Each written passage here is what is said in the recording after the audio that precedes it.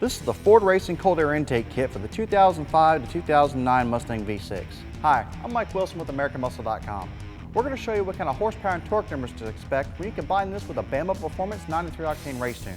But first, we're going to make a stock dyno run so we have some baseline horsepower and torque numbers to start with.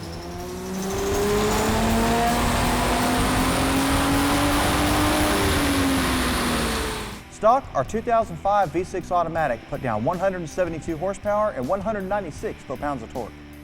The Ford Racing Cold Air Intake Kit replaces your factory restrictive air box with a high-flow air filter and mass air housing, which will increase horsepower, torque, acceleration, and give you a throaty engine sound.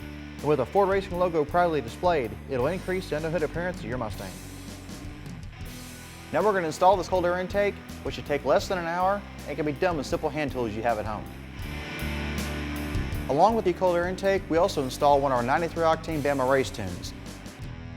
A custom tune from Bama Performance adjusts engine parameters to maximize your performance through optimized air-fuel ratio, spark advance, enhanced throttle response, and for automatics, increased shift firmness and adjustable shift points. Now let's make another dyno run and see what kind of horsepower and torque numbers we get.